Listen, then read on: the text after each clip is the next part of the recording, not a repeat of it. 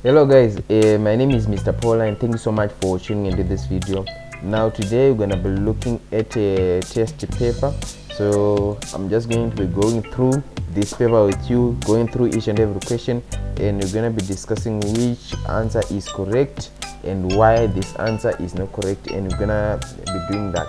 So but before we do that, please do make sure that you subscribe to this channel and hit on that notification icon so that you'll be informed each time there's a new upload. So what I'm just going to do here, I'm just going to zoom in so that we can begin. So let me just get my face out of the way here. So number one, which car has the right of way? Now we're looking at the car that has the right of way. So right of way is our key phrase here. We have two cars, car B and car C, which automatically means that car is not available, therefore it's not the appropriate answer for this question. So we strike that one through. We are left with car B and car C. Now when we look at the right of way, we are immediately reminded of this thing: give the right of way to the car that is approaching from your right. So which car is approaching from the right of which? We can see that car B is approaching from the right of car C. Therefore, car B is the right of way. So the car that has the right of way in this car diagram has to be car B. And car C is incorrect. So I hope you got that. Now let's move on to number 2 here.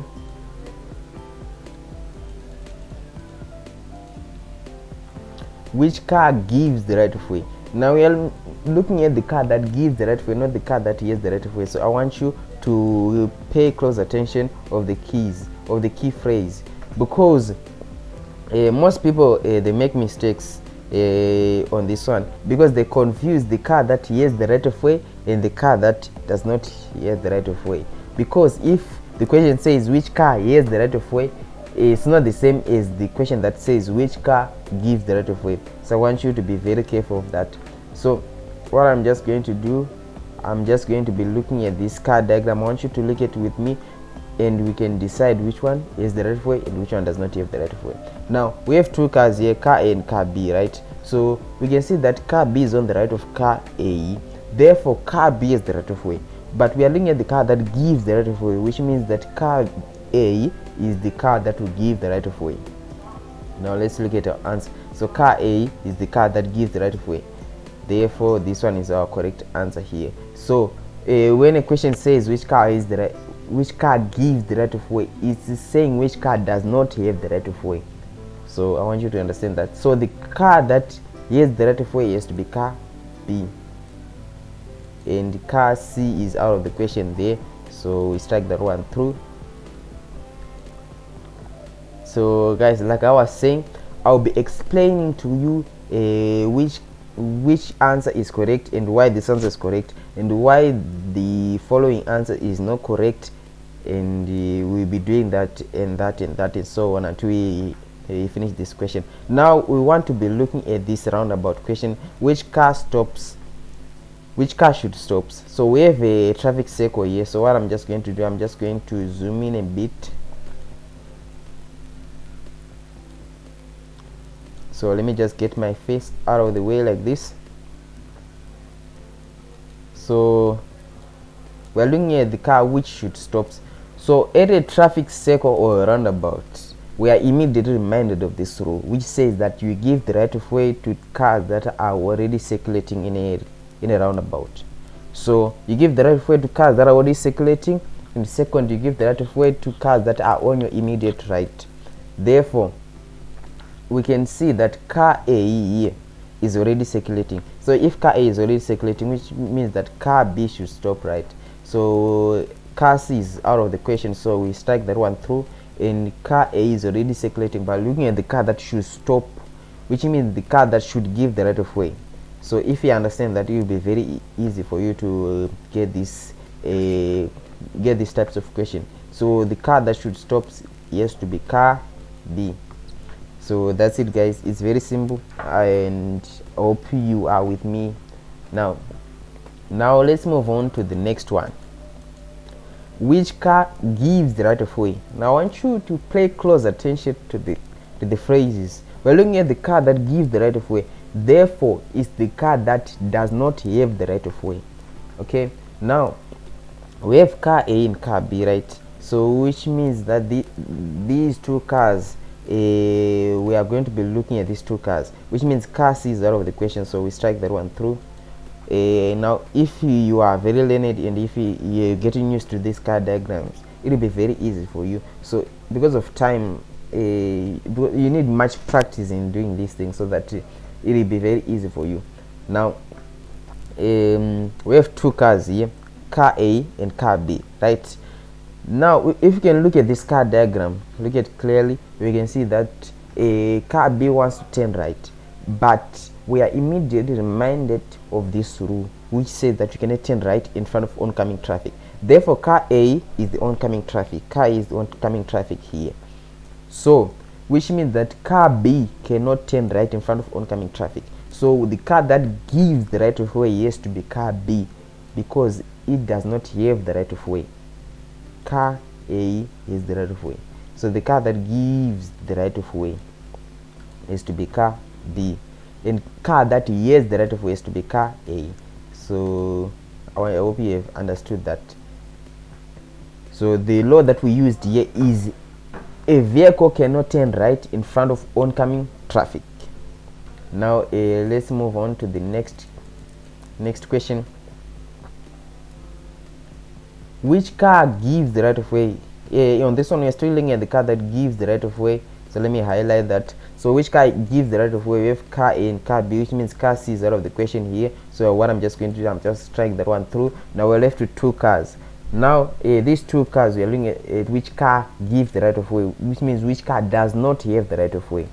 Now we can immediately see that car B will give the right of way to car A, because car A is on the right of car B. Now this is a one intersection, so when you are dealing with this type of intersection, I want you to be very careful. So what I do when I'm dealing with these types of intersection, right, I imagine, okay, let me just zoom in a bit, zoom in. So I use the power of imagination to deal with this kind of questions. So this is our car diagram here. We have car A and car B. Now I want to show you why the correct answer is car B, because car B does not have the right of way, it's giving the right of way to car A. Now what I do, I imagine a driver that is sitting over here where my pointer is. I hope you can see that here, right? So imagine a driver that is sitting over there. So that driver will look out towards his right and you will see car A, right? So that driver will look towards his right and you will see car A. If that driver sees car A, it means that car A has the right of way. I hope you got that. So definitely a driver in car B will be seated here and they will look out the window and they will see a car that's coming from his right, which is car A. Now when that happens, it automatically means that car A is the right of way. Now here in this question we are looking at the car that gives the right of way, not the car that has the right of way. I hope you have understood that. The car that gives the right of way, not the car that has the right of way. Okay, so the car that gives the right of way in this car diagram is to be B, and the car that has the right of way is to be car A, of which this one is incorrect. Now I hope you've understood that. Remember, if you have any questions, just let me know in the comment section and I'll be sure to help you. Now if this was well explained, please do let me know that Mr. Pauline, that one was well explained, and I'll be happy. Okay, now we are looking at the next question. Which car is breaking the law, assuming both are moving? Now this one is our car diagram, but you have to forgive me because as you can see this car diagram here is sliced over here because we're moving on to the next page. So the car diagram was sliced. Okay, let me show you what I mean when I zoom in a bit.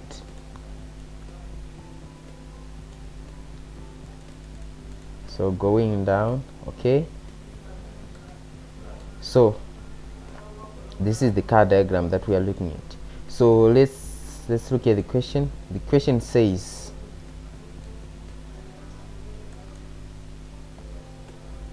which car is breaking the law? Assuming both are moving.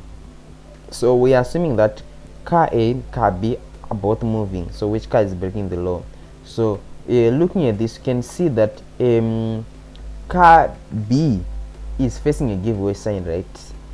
What about car A? Is car A facing a giveaway sign? I don't think so. So there is no giveaway sign here, okay, but there's a giveaway sign here, okay, here on this corner, but there is no giveaway sign on the corner of car A. Therefore car B will be the car that will be breaking the law.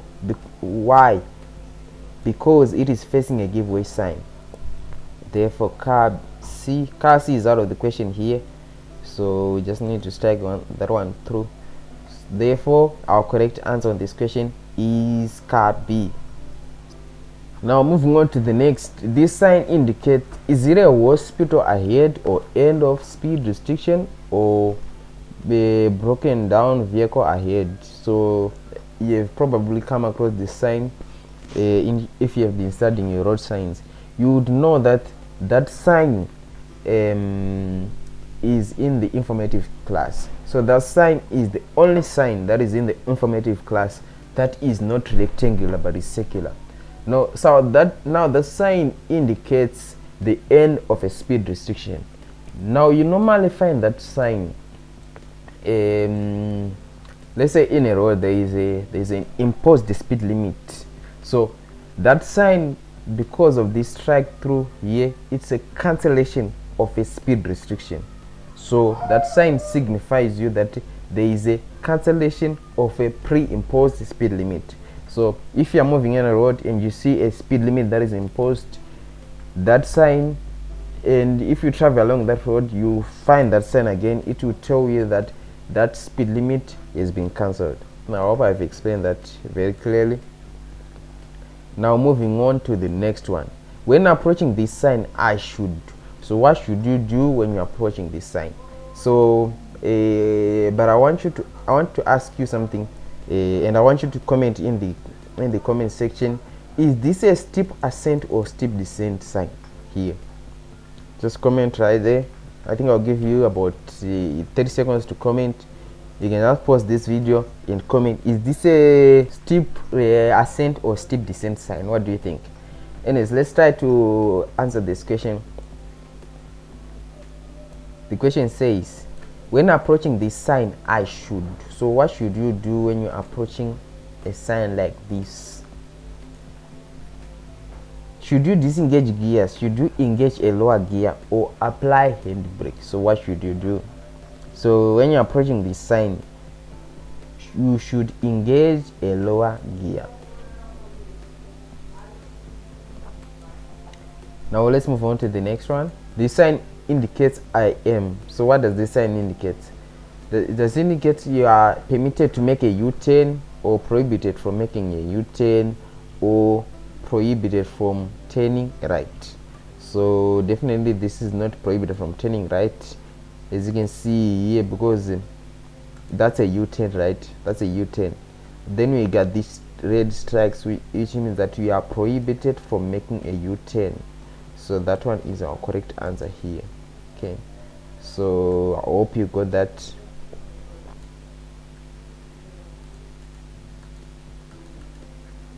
So this sign indicates, what does this sign indicate? Is it weight restriction, height restriction, or keto ahead? So definitely that's not a keto ahead sign. Some answers are very, very stupid, and you can actually see no, this one is not the correct answer. So you don't need to be smart to actually recognize answers like that. So as you can see, this keto ahead is definitely not the correct answer. So what is the correct answer? Is it a height restriction or width restriction? So one thing that I can tell you about recognizing height and width restriction is that these are very simple. You know, width, height. Yeah, so it's very simple, right? Width, height. So if something is telling you that is within 2.7 meters, right, it's width, right? And if it's like this, then you know that it was height, right? So definitely This one is width restriction. So I hope you got that. Now let's move on to the next one. This sign so this one is a stop sign. So what should you do at a stop sign? What should you do at a stop sign? What should you do at a stop sign? Option A, should you stop and only proceed when the road is clear on both sides? Or should you stop and only proceed when the road is clear on the right? Or should you stop and only proceed when the road is clear on the left? So at a stop sign, you should stop. At a stop sign, you should stop. So I want to stress something. There's a difference between a stop sign and a giveaway sign. So at a giveaway sign, you don't necessarily have to stop. If the road is clear on both sides, it means that you can proceed. But at a stop sign, it definitely means that you should stop whether the road is clear or not. But at a stop sign, it is mandatory for you to stop. Then after you stop, you look on both sides. If they are clear, then you proceed. But at a giveaway sign, if both roads are clear, you can proceed without stopping. Now I hope I've explained the difference between a stop sign and a giveaway sign. Now here at a stop sign, we have to be sure that our answer carries this keyword, which is stop. So there has to be stopping at a stop sign. Okay, so you stop and only proceed when the road is clear on both sides. So this one is our correct answer here.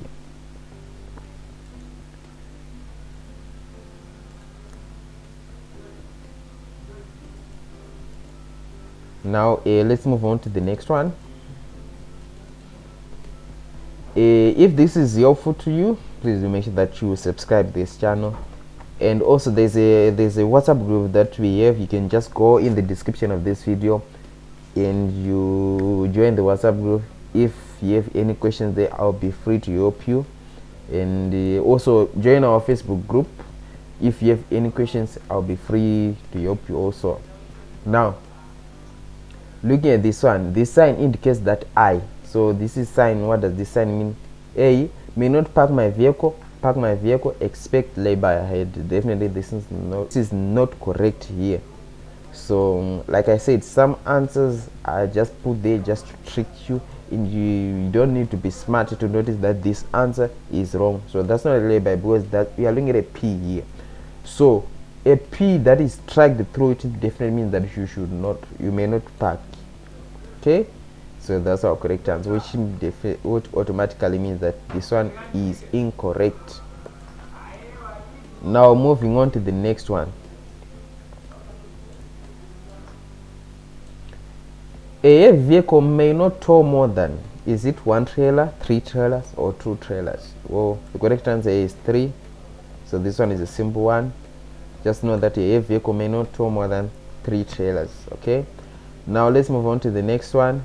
When carrying a passenger on my motorcycle, I must. What should you do when carrying a passenger on your motorcycle? Should you have headlamps fitted? Should you have the petrol tank filled? Or should you have a pillion and a footrest firmly fitted? So the correct answer here is C. You should have a pillion and a footrest firmly fitted. Now moving on to the next one.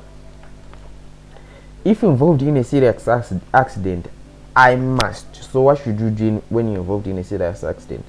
A, should you report to the police? B, report to the police within 48 hours. Or C, report to the police as soon as possible or within 24 hours. So you report to the police as soon as possible or within 24 hours. So this is our correct answer. Anyways, moving on to the next one. When traveling behind another vehicle at night, I must.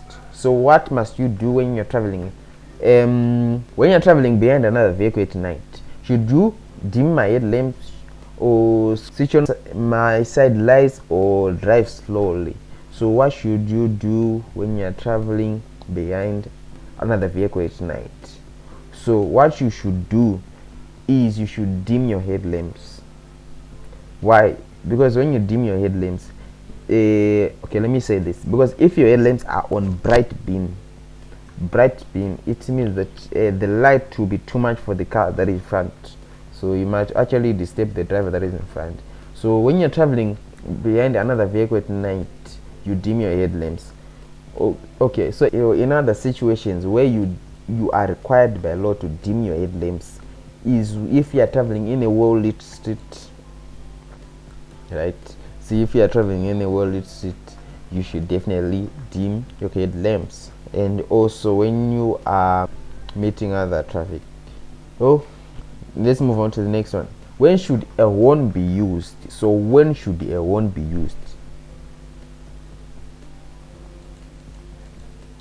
To attract a faint attention, when warning other road users, or when cattle are blocking the road ahead. So a horn should be used when warning other road users. Okay, moving on to the next one. I may not park closer to a corner than, is it 9.5 meters, is it 15 meters, or 7.5 meters? Well, the correct answer here in this one is 7.5 meters. So you are not allowed to park closer to a corner less than 7.5 meters. So you should park 7.5 and above. Okay, so anything that's less than 7.5 is illegal. Now let's move on to the next one. At an intersection with a flashing amber robot, I would. So what should you do at an intersection with a flashing amber robot? Should you wait until the road ahead is clear? Should you give the right of way to vehicles from the left, or give the right of vehicles from the right? So I want you to mark this phrase here: flashing amber robot. So what does a flashing amber robot signifies? Well, if a robot is a flashing amber, it definitely means that that robot is faulty. So what should you do there? You should apply the normal four-way intersection rules, which says give the right way to traffic that is approaching from your right. So if you see that there is a flashing amber here, it's safe to assume that the robot is faulty. In that case, you give the right of way to traffic that is approaching from your right. So remember the road rule, you give the right of way to traffic that is approaching from your right. So this is our correct answer here. Now moving on to the next one.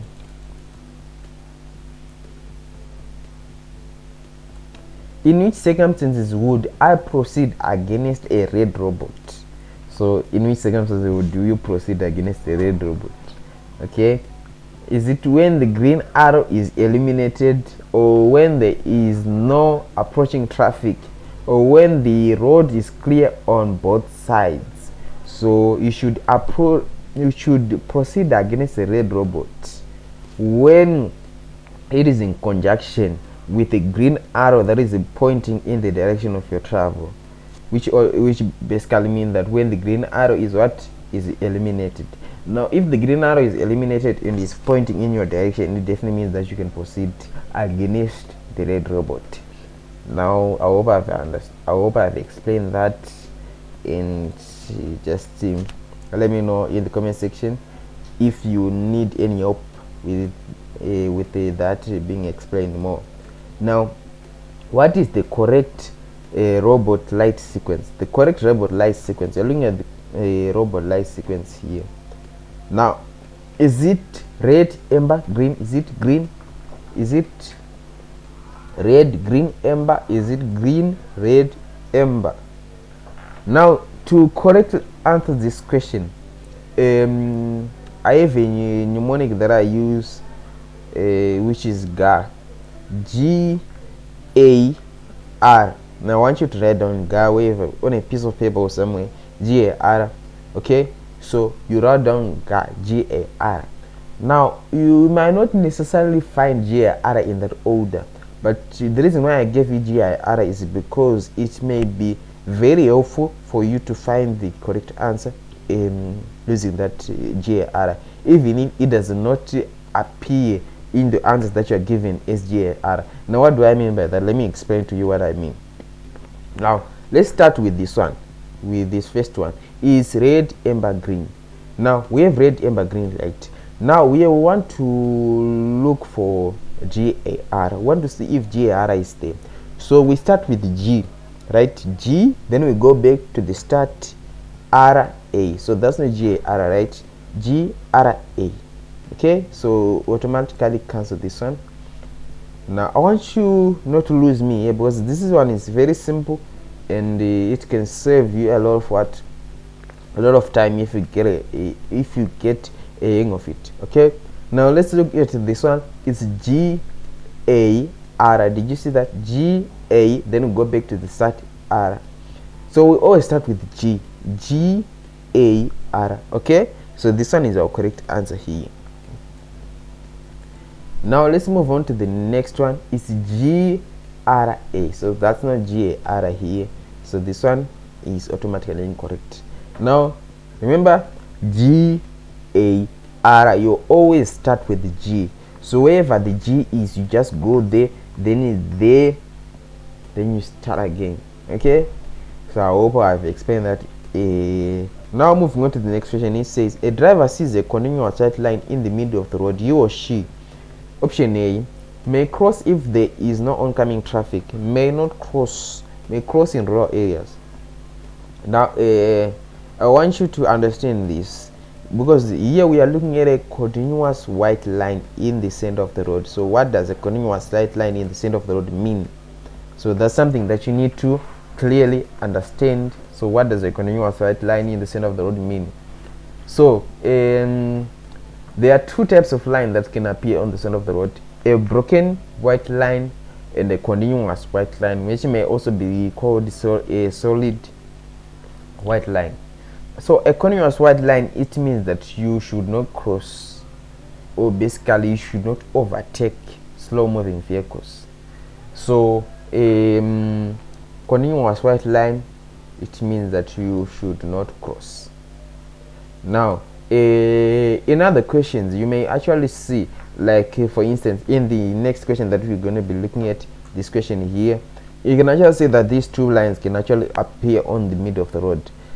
So we can actually have a white line and a broken line. So you just need to understand what happens if a broken line is on your side. What does it mean? And what does it mean also if a solid line is on your side?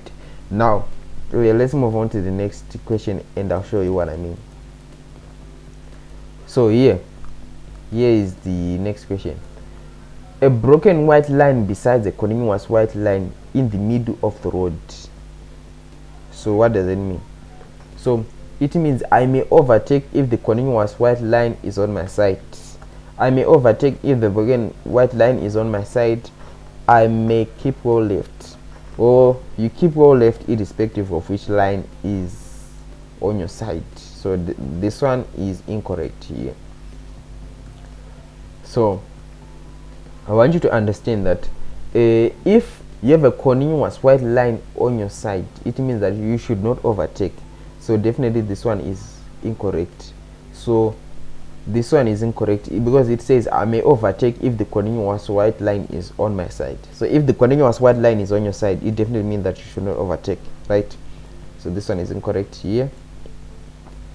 So I may overtake if the broken white line is on my side. So if the broken white line is on your side, then it definitely means that you can overtake. So this one is our correct answer here.